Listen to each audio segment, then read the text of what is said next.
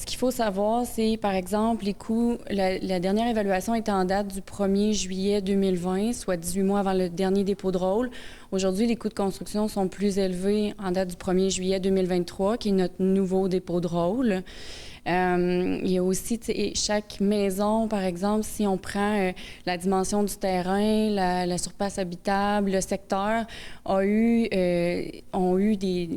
on a réévalué les valeurs à partir des données, mais surtout les ventes comparatives. Au courant des dernières années, les données qu'on a eues pour nos évaluateurs externes, c'est que le marché il est fort, il est bon.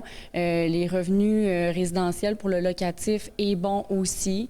Donc, tous les indices nous portent à croire qu'il y a vraiment eu une évaluation en hausse, en fait, au global. Il ne faut pas corréler la hausse d'une valeur moyenne de maison avec la hausse du compte de taxes parce que faut voir la hausse du compte de taxes, le compte de taxes comme une facture, en fait. Puis, pour évaluer le montant que j'ai besoin de facturer, si on peut le dire ainsi, il faut d'abord que je dise, pour rendre mes services aux citoyens, j'ai besoin de combien d'un côté de la balance, donc combien je dois aller chercher en revenus. Nous, ce qu'on fait, c'est qu'on va chercher tous les revenus possibles autres. Puis après ça, on vient taxer. Donc, c'est pas parce que la valeur monte que je vais venir taxer plus. J'ai les mêmes besoins pour rendre les services aux citoyens.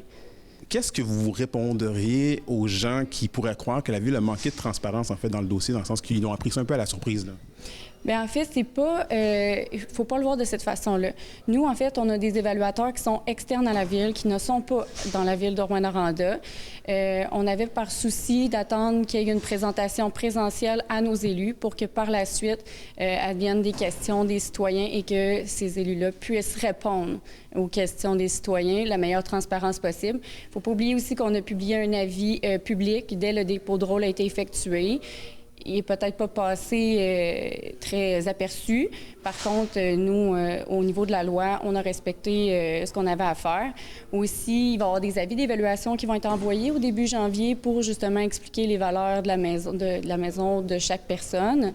Donc, d'une façon ou d'une autre, on va avoir fait notre rôle de transparence, mais peut-être à un moment différent des attentes des citoyens.